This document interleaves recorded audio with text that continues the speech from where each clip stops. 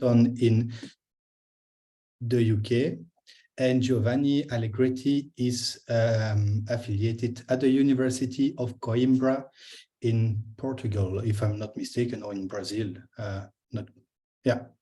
So without further ado, wait, before I forget, I would like to thank Vrydagh Marca for organizing this this presentation, as well as Participadia for hosting us. Thank you very much. So now we will have a 30 minutes presentation given by Paolo and Marco, and then we will have 30 minutes to have like a Q&A and a general discussion all together about the paper. So I'm really happy to give the floor to Paolo to start their presentation.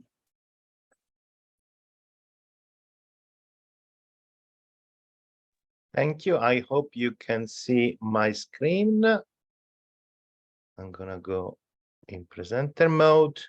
I hope everything is so. As we were saying, this is joint work with Marco, Giovanni, and also Sheila Olds. This is the first time we're presenting it, so have patience with us. The study we are going to present you today is sort of composed by 3 sections. And so the presentation will also be divided in 3 sections. First, we're going to talk about one of the things I think we have not really used so much from the deliberative system theory. And so the untapped potential of the deliberative system theory, we're going to highlight how we focus a lot of the static elements of the systemic theory and how we neglected a little bit the dynamic elements that are there, and they could be used. Then in the second part, after highlighting this sort of, it's not really a gap, it's an untapped potential, we try to reflect how we can study that. And so we have a sort of section about trying to use regional laws in Italy to study the dynamic of the deliberative system. And so there is a discussion about the scope condition, the method, and case selection. And then the third part is the part that Marco will discuss, is the case study that will compare the Tuscany law, that probably is the most famous in Italy. It's one of the oldest, only the one in Lazio was initiated before. And the one in Sicily, that probably outside in Italy is not well known, but has been quite surprising and successful. So this is the map of today. I'll try to go really, really fast on the first 2 because we wanted to discuss more of the case studies. We are happy to return in the Q&A, but we will share for sure the presentation. And so if I'm going to skip some part of the initial slides on the theoretical and case selection part, but you'll have the presentation, and also there is a draft paper that accompany this presentation that if you want we can share with you. So here the first part about the untapped potential of the systemic approach.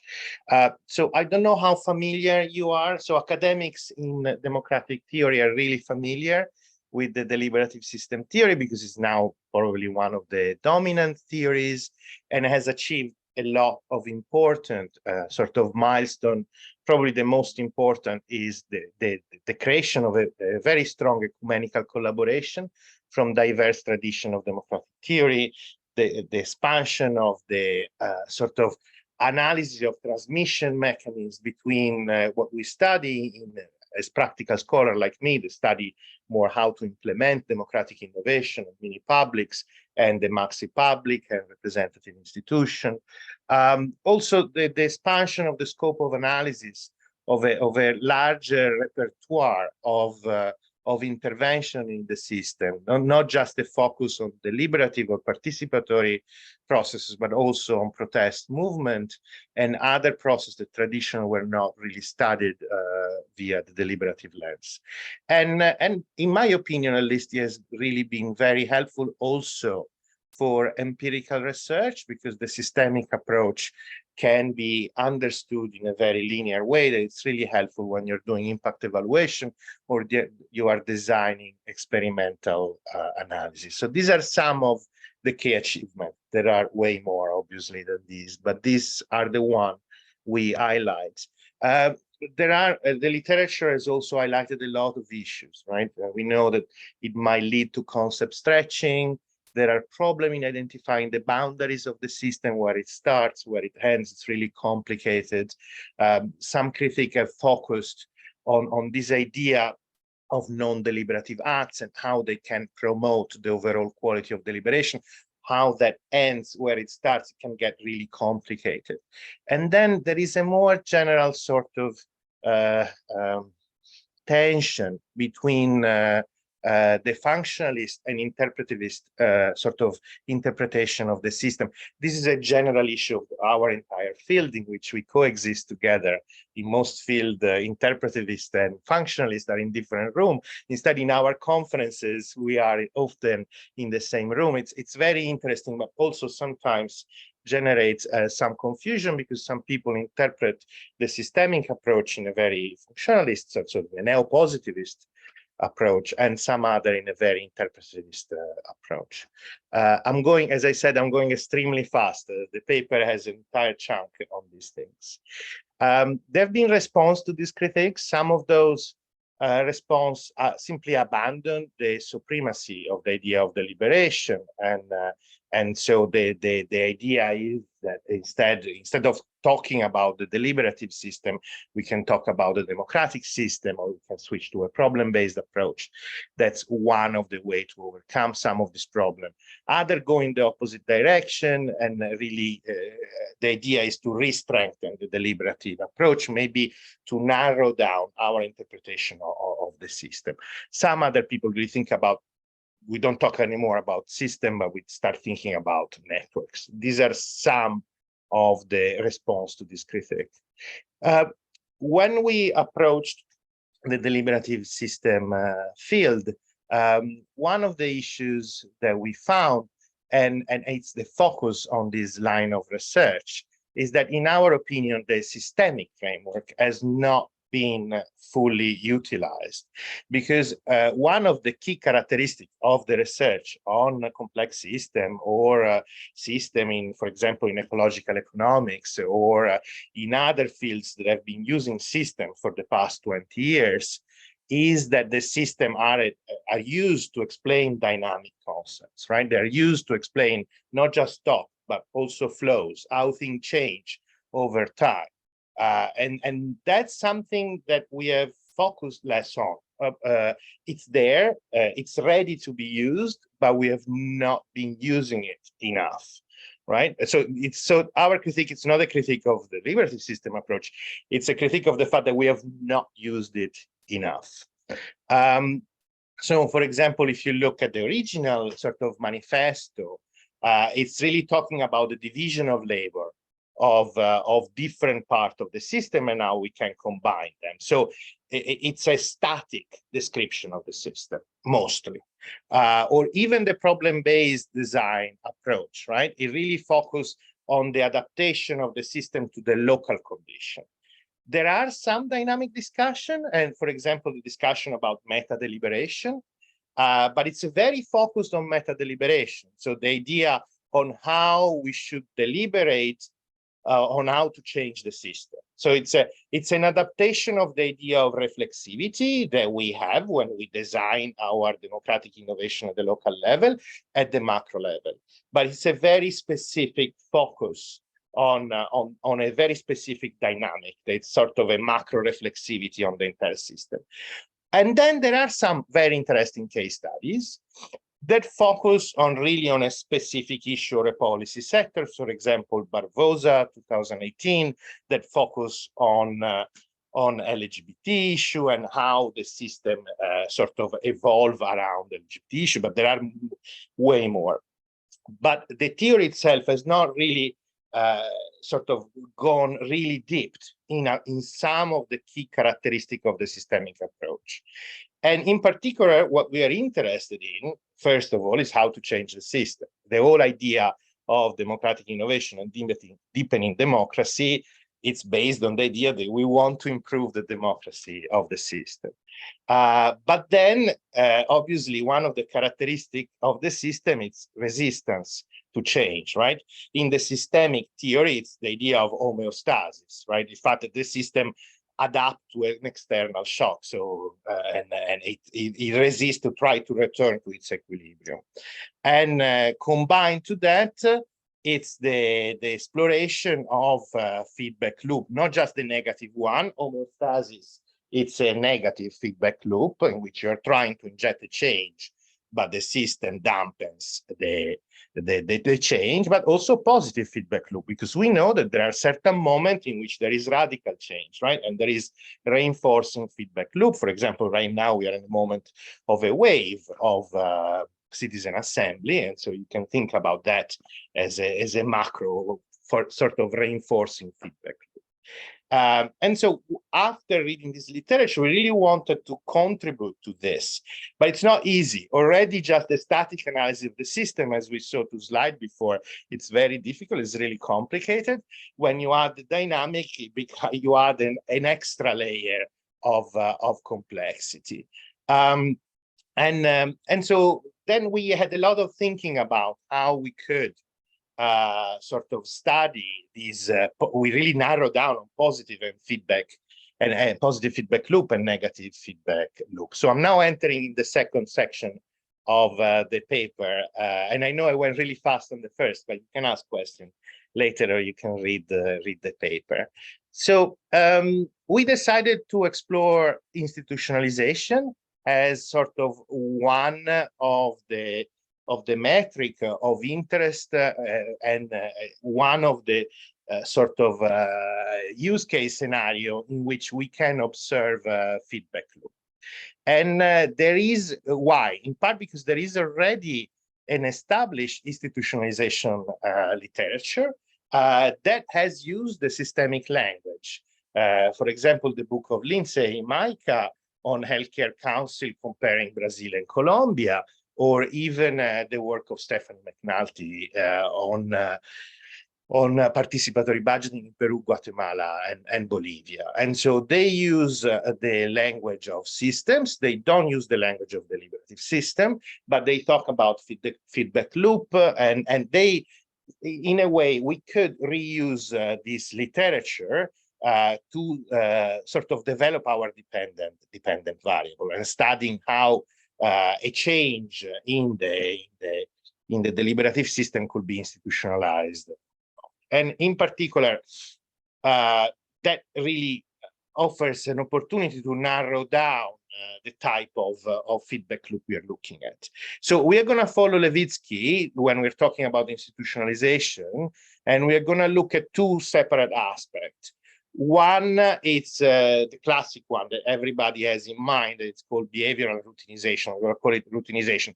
The idea that something gets repeated over time, right? So you institute a law about doing participatory budgeting at local level, and participatory budgeting is repeated every year. So there is a routine or redoing something. The other one instead is value infusion. It's more about cultural institutionalization, like the fact that this repetition is not a facade. It's actually the process is being embedded, and it's really work in a sense. There is a system of value supporting it. Both of them are important to explain a change in the system, right? Because one of the classic explanation of why certain democratic innovation are abandoned is due to a change in the political coalition controlling the government. They introduced them, right? And so at that point, when the political coalition changes, they want to abandon, I don't know, an institutionalized participatory monitoring process, or maybe now there are also institutionalized citizen assembly. They want to eliminate them. The ability of the system to resist that the sort of change that's gonna sort of go back to the previous state, in part will depend on value infusion, like how many people really support the innovation. This literature operates at the national level, but for us, the national level has a level of complexity that is really significant. And given we really want to zero on feedback loop and we want to focus on the change over time, we decided instead to focus on the subnational level. And so we are looking at the case of Italy. There are probably other countries that are as interesting in Italy as Italy, but Italy is a very interesting laboratory in itself because there are 6 regions that introduced starting in 2007 with Latium, regional laws that were specifically designed to generate incentive for municipalities and other actors, so below the regional level, to start participatory process. And so it's a very specific type of law that is really designed, in a sense, to change the system and to promote more participation. Most regional laws, most regions in Italy have laws about having a referendum at the regional level, or the meaning of participation and promoting participation in general. We're not talking about those. Those are usually articles here and there. We're talking about interventions that are specifically designed to promote incentive, and they could be positive incentive. Most of the region have positive incentives.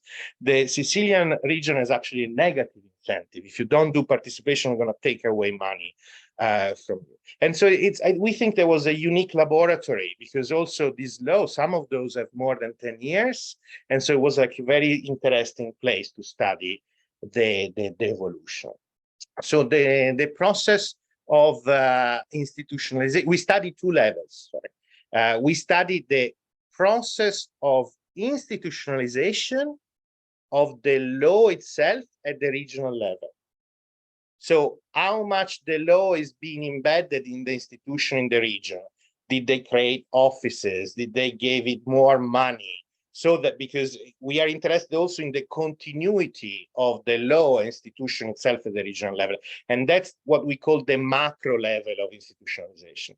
But then we also look at the second level, that's the micro one, and how much the law was successful in its objective in jumpstarting new participatory process in municipalities, in organizations, in social movements, and how much the law was successful in also institutionalizing at the local level these processes. So one thing that I don't have a lot of time to enter in, but it's the important distinction between survival and embeddedness. There is a new paper by Sonia Busso that is very interesting that talks about this, because there is a lot of literature on the type of institutionalization. And it's important to distinguish between a sort of institutionalization that is designed only, for example, to survive. So it goes in zombie mode, in a sense, and a type of institutionalization that instead is really trying to embed democratic innovation and really promoting democracy. And so I don't have time to enter in this, but this is something that's important when we discuss institutionalization. We should not just look at the survival of, for example, an institutionalized citizen assembly. We really need to look at its capacity to have an impact and other things. So it adds this idea of embeddedness. It goes beyond procedural definition of institutionalization, and it adds a little bit of normative element to it. It's a weekly normative idea. It has important dynamic consequences, because institutionalization of the type that is purely a sort of zombie mode institutionalization, it's often very easy to remove because there is basically nobody really supporting it. But it can survive for a long time for other reasons. We don't have time to enter this in the presentation, but feel free to ask questions. So these are the 2 research questions. And what are the characteristics of regional laws that promote routinization and value infusion and embeddedness of the regional institution, provide this incentive for participation, what we call macro institutionalization. And basically the same research question, but regarding the micro level. So what are the characteristics of regional laws that promote democratic innovation and foster routinization, value infusion, and embeddedness of practices adopted by municipality CSO. So we have these two levels. So we started by collecting as much data as we could on these 6 regional laws and classifying them. This was an exploratory exercise because we found some literature in comparative law that was doing something very specific just about the text of the law, but we were interested also in the impact. So we collect a bunch of information and we create a data set of this law. You can find in the appendix of the paper that has 20 variables that compare all the laws. And from these, we created 2 families of laws, what we call centripetal laws and centrifugal laws. So centripetal laws are laws that try to promote a single model of democratic innovation. It can be anything, obviously. In Italy, it has been participatory budgeting. There are 2 cases, the law of Latium, that now is not applied anymore, but it was the first law introduced in Italy in 2006 that generated a lot of participatory budgeting between 2006 and 2009. Then the coalition in Latium changed. It was introduced by the left, and then the right took over and abandoned. And the one in Sicily. And so they promote a single model. They have monetary incentive to promote this model, and they target in Italy a single type of actor. And in Italy, it was the municipality. So they provide municipality money, administrative support, and other type of incentives, training to implement participatory budgeting. The other one is the centrifugal model. And this one, instead of focusing on a single process, it promotes constant reinvention. And often there is a competition in which the municipality apply to, so it's similar to a small grant program. And in this competition, the most innovative process win. Again, there are monetary incentives. And in this case, the actors, there is a multiplicity of actors that are incentivized. So it's not only municipality, but also, for example, civil society organization or even social movement, schools can apply to. This is the most common approach. It was pioneered by Tuscany in 2007, but now Emilia-Romagna, Apulia, and Marche are using this approach.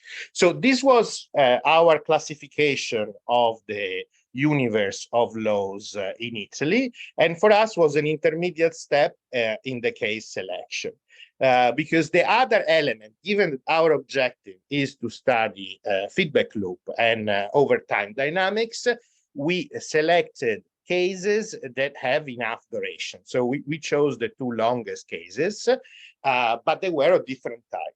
And so we are comparing Sicily, that it's a case of centripetal law that was introduced in 2014, still active, with Tuscany, it's a case of centrifugal law that was introduced in 2007 and is still active. So this is the explanation of why out of the 6 law, we chose these 2. And from the analysis of the secondary data, we created some testable hypotheses. So the first one is at the macro level. And it's the idea that it's fairly intuitive that centripetal laws might promote less value infusion and embeddedness at the regional level of institution than centrifugal law. Why this was generated primarily by all the studies conducted in Italy on the case of Latium, because the case of Latium is the one that gave the most money to institutionalize participatory budgeting, it worked really, really well for 4 years. There were literally hundreds of participatory budgeting that were activated, but at the regional level, there was very little institutionalization. There were not like new offices created. It was very light. And as soon as the coalition changed, the process died. So we took this hypothesis from the past case of Latium, and we wanted to test it comparing Tuscany and Sicily to see if this hypothesis makes sense, because a lot of the literature on participatory budgeting in Italy talks about this approach, the centripetal approach, as an approach that might just drag the system temporarily, and as soon as you remove the drag, it dies. And that's for the macro level. For the micro level, instead, we have two different hypotheses. And the first one is that centripetal laws will generate more routinization of the single model of participation they promote, the centrifugal laws. And this was generated by simply looking at the data that was available, and also some secondary literature, because it shows that the centrifugal laws tend to promote so much innovation that they actually neglect the institutionalization at local level. So if you're doing, I don't know, a citizen assembly this year and you got the money from the Tuscany region, next year, if you reapply with another citizen assembly, most probably you're not going to win the money, because you have to innovate on the previous model. And that is why Tuscany is famous for very weird hybrid. Right, already 15 years before that, people were starting to try to use randomization in participatory budgeting. Tuscany had various experiments of mini publics with randomization applied to PB that generally didn't work well. And so that's where that hypothesis come from. And the last one, it's the idea, and again, these are hypotheses that we generated from our initial review of the literature analysis of the secondary data, is the idea that centrifugal laws might instead be better at generating more value infusion, because they constantly promote innovation. They usually change the municipality or groups that get the money, because it's hard to be innovative. And so they spread out the knowledge more, right? And so there is more value infusion, more cultural institutionalization. These were the hypotheses that we derived from the analysis of the secondary data in Italy. And now I'm moving to Marco, and I let Marco talk. Thank you, Paolo. I'm going to ask for a little bit of mercy to all of you to use some minutes more in order to present our cases, but I will definitely try to be really fast. We combined secondary data and primary data. We analyzed the law of the both region. We analyzed the regional website. We explored Italian literature. We discovered some paper in Italian that were really interesting, talking about the cases. And then we conducted 8 intensive interviews with different stakeholders, and actually also people that develop and implemented the law, but also third sector organization. And then we had also another round of interviews where we presented to them the paper, the results, we updated. We are still in that phase, actually. But we really think that deserve also the opportunity to give back something to the people that help us in this research. And actually, we reach a quasi-Delphi method. This was our trial. And now, passing to the proper cases, I'm going to present firstly the Tuscany. Tuscany actually is probably, as Paolo says, is the most famous law that became also a model for other laws around the world. Actually, it's not the first of Italy, but it's the second one. And it's really interesting to mention that it has been partially co-designed.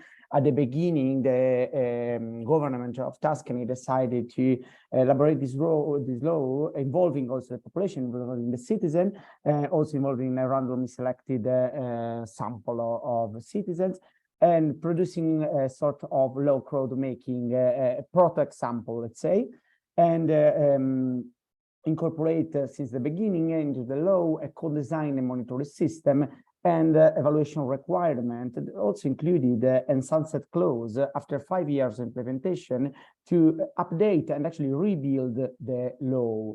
And this is what will happen in 2013. Next.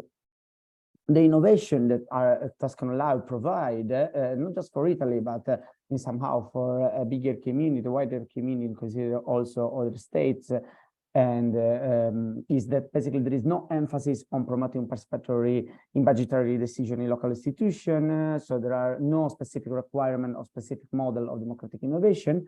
And there are two main innovations provided by the law that are one, an independent authority with a dedicated budget that incentivize participatory processes, that is called Autorità Regionale per la Garanzia e la Promozione della Partecipazione, that now we are going to call them IPP, and also introduce a new procedure, in Italy at least was new, that is based on the French public debate, the public débat public. We are not going to focus on that. We are going just to focus on the first innovation, but because it's much comparable with the other cases of Italy, not just Sicily, but also the 5 cases that Paolo mentioned in the first part of this presentation. Next.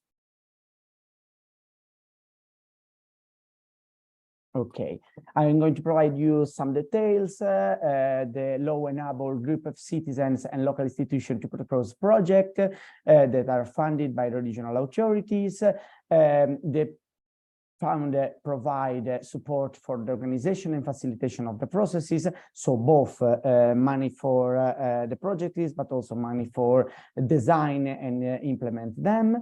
There is no model requirement.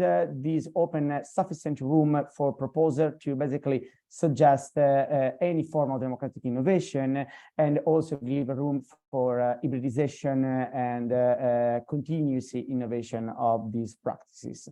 These basically also provide significant discretion upon the implementing authority, and provide the possibility to the IPP to somehow influence the type of project that could be implemented. And actually we saw in the 2 phases of the law a really big difference among the attitude and preferences of the in a case of presidents, in the other case, the Council of Administration of the APP along the 2 mandates that we analyze in particular.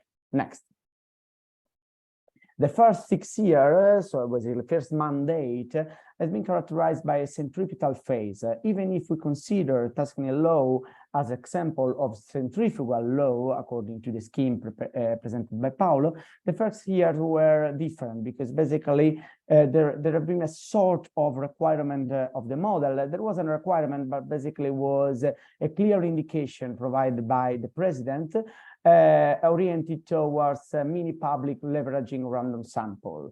This basically is a very specific model of innovation, and that actually also create a lot of innovation and hybridization because, for example, the municipality that desire to implement participatory budgeting had to move or to adapt the participatory budgeting to the sort of citizen assembly, a sort of mini public, and this create a fairly unique model of Italian PB.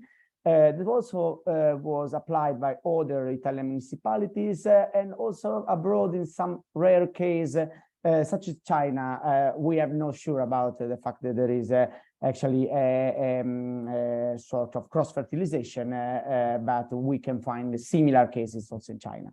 Next.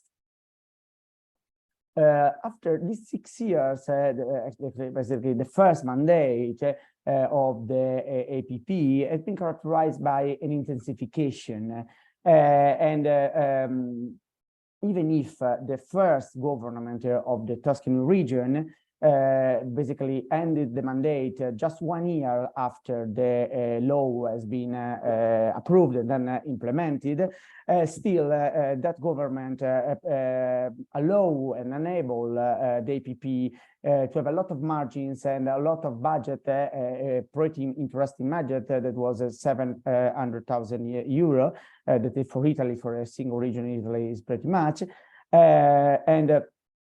But after that, even if the governor was still lead, but the same coalition, the center-left coalition, we saw a progressive decrease in the support of the Tuscan law.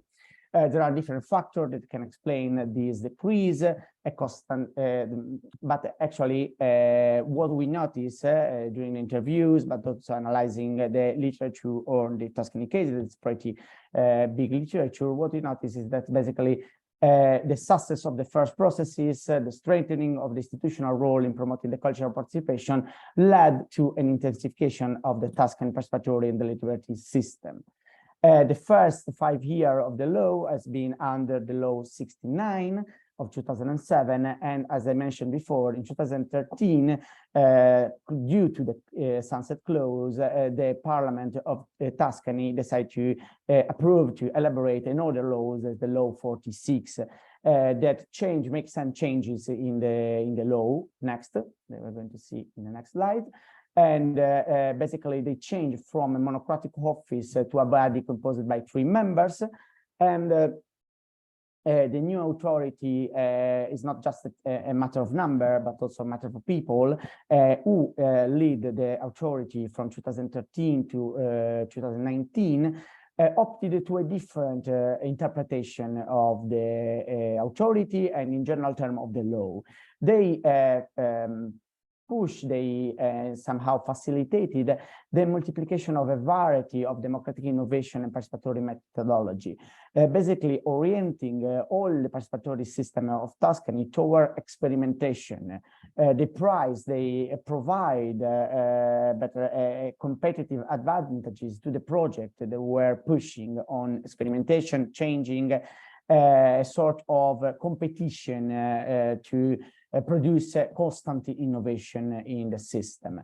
The modification of the law has been so by the interviewers that we contacted in completely different way, such as interview 2 speak about the intent, the desire by the Tuscany government to reduce the independence of the authority, avoiding actually a coherent vision in the implementation of the law, but also other interview have an opposite idea and basically say that the modification of the law came as a reaction to excessive focus on a single method of participation. So basically the first mandate was too pushing, to limiting the possibility of experimentation, the possibility to deliver the processes that the municipality would like to do it. What else? As I said before, the law has been financed every year with 700,000 euro, pretty important budget for Italy. But with the change of the law in 2013, the budget became flexible. And so every year the parliament has to approve a different budget that brings basically a gradual decrease in available funding. Actually now, generally, depending on the year, but we are talking about the half of the original value. After these 4 or 5 years of intensification, we assist to a slow decline in the number and size of the project. An overall degradation effect also on the democratic capacity of the system. But what is really interesting that beside the fact that this degradation happened in quantitative term, it is pretty clear if you see the number, but also during the interview. But still, in other interview emerged that during those years, the institution in somehow accumulated know-how on methodology, tools, planning, and participatory culture that provide them to possibility to in somehow create a cultural institutionalization of participatory and deliberative practices that enable them to plan, to actually apply to call of European Union, for example. So basically, don't using just the region as a source of budgeting, as a source of project support, but basically this training period allow them to expand the panorama, and they are now attracting a lot of funding from abroad and from the Italian context. This actually is quite different to what we expected analyzing the literature. And we say that basically there are different parts of a deliberative system that try to combine the forces to maintain a level of democratic innovation. Even if one part, in this case, the institutional part is degrading, they try to use what they learn to keep on going and to somehow resist even if the phase pass from intensification to degradation. So we assist to a systemic change that also survive after the law doesn't not work anymore, or at least for sometimes going to is basically is like this, and to what extent, yeah, we don't know still. Next. I put here the causal loop diagram. I have no time to explain that, but it was just to visualize and also to explain to you how much is complex the system of Tuscany and also the evolution of this system. Please, Paolo, the next one. Then we divided our conclusion for each cases in micro level and macro level. In terms of micro level, we are talking about especially the law after 2013. We assist to a negative impact on the routinization of processing tools, because as I say, the law and the interpretation of the law, the independent authority interpretation of the law basically push the municipality, but also the group of citizens to constantly reinvent their processes, and this basically avoid the possibility to institutionalize a single model. And this is evident as these feedback loops negatively impacted on institutionalization. So we can see that basically the centrifugal law generally tend to not generate routinization, at least of single models.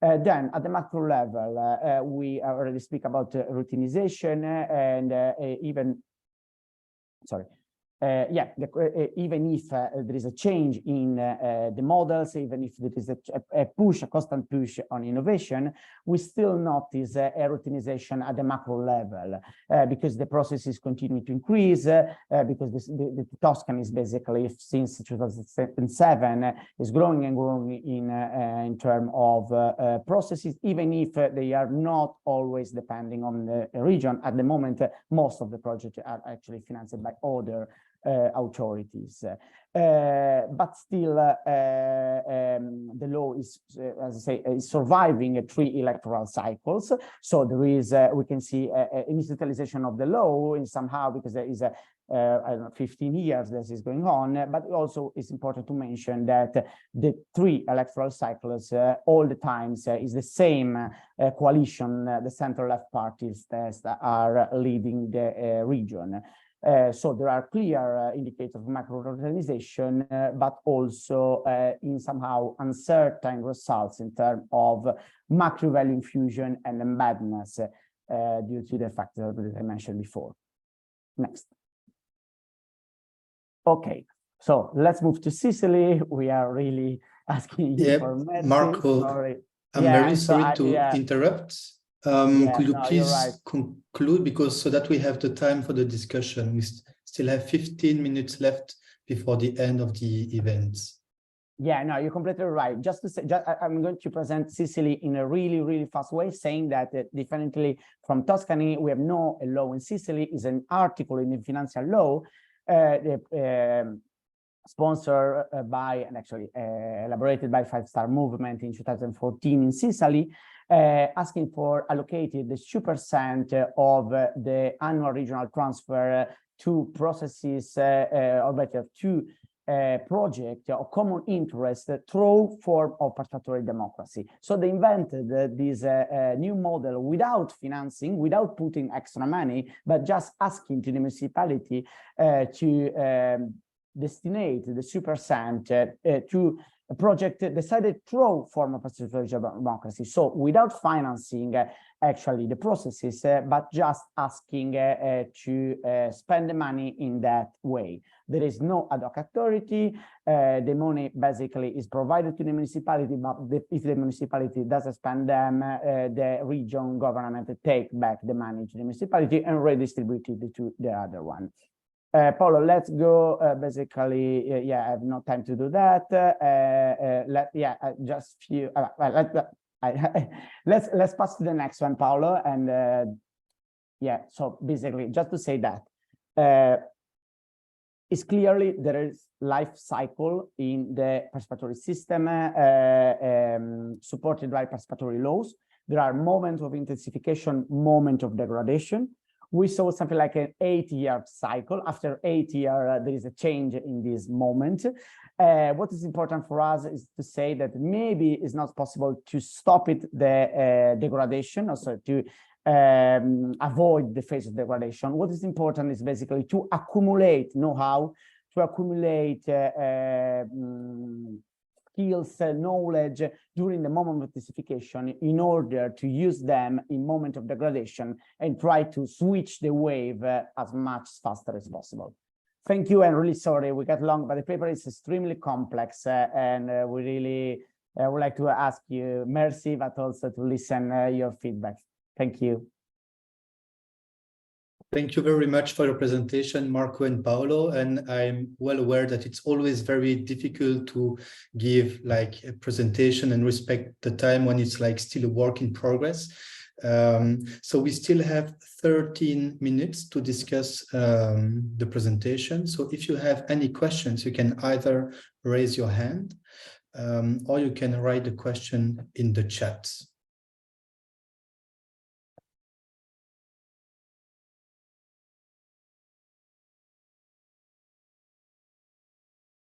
So we are a small audience, a small group, so no need to be shy. Okay, Joseph Goebbels, you have the floor.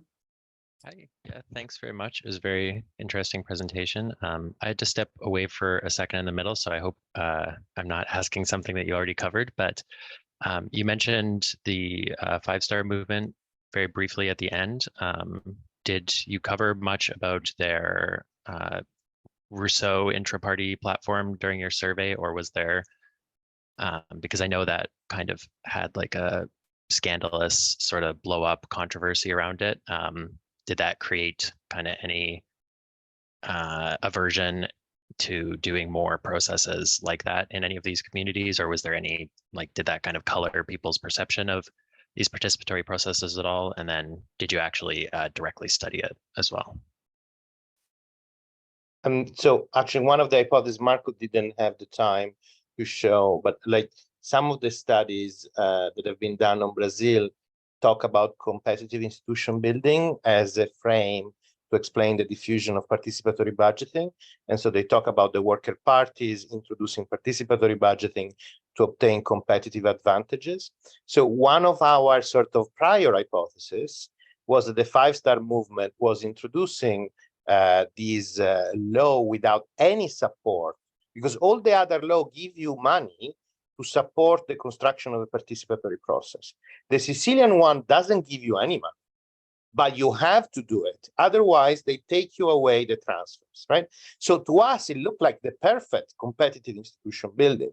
And so we came in with this hypothesis, and all the interviewees said no. That actually the 5-star movement was as disorganized as everybody else. Even if in theory they had the platform, they were not using it for it. One of the interviewees, actually the firm that from the north came in, providing the platform to various cities. And so it was very interesting that our idea of competitive institution building was absolutely, was one of the surprise. The other surprise that I think Marco highlighted was in Tuscany instead. We really thought that centrifugal laws were highly problematic for institutionalization. And instead, one of the interviewees said, yeah, it's true. And now we don't work with the region anymore. But all the know-how that was generated in the first wave, now it's actually spread. And this was a sort of firm that promotes participation. And he said, we started doing projects only with the Tuscan region. We had 15 in the first years. This year we have 80, 79 are outside the region. With the same actors, though, the same cities that cannot get the money anymore from the region, get it from the EU or from the Italian government or other things. That was the second major surprise for us.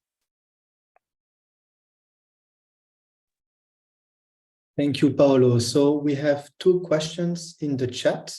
Since we only have 9 minutes left, I propose that I combine these 2 questions so that Paolo and Marco can reply them all together. So the first question is from Robert Richards, and he asked about Tuscany. Did you observe value infusion at the micro level as expected with your hypothesis number 2? And then Patrick Scully asked, did any ad hoc or civil society groups emerge that provided training in basic skills that can be used to support the development of participatory initiatives, such as skills like coalition building, group facilitation, developing background information, discussion guides, and so on?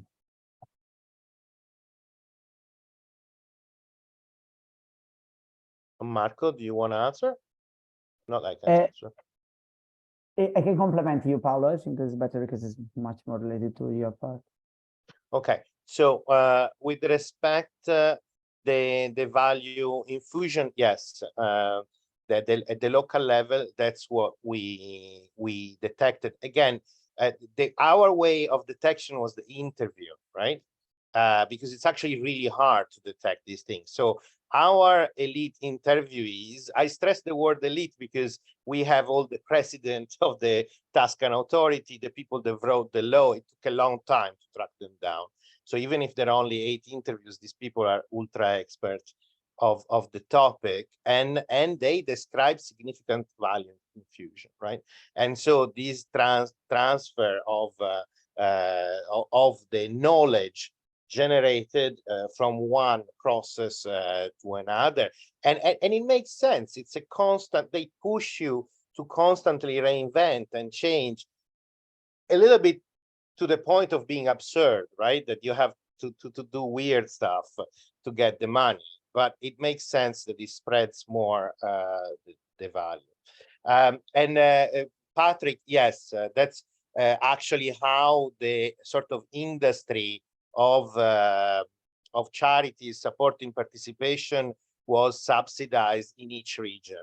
So now each region of Italy has one major provider of participatory services and a couple of other. They have an hard time going outside the region because a lot of their contracts are basically with links with local authorities. There are only a couple that are at the national level that are the biggest one. Mostly are regional. And the last one from Paul, the degradation in Tuscany and the link to financial decline despite the increase in desire.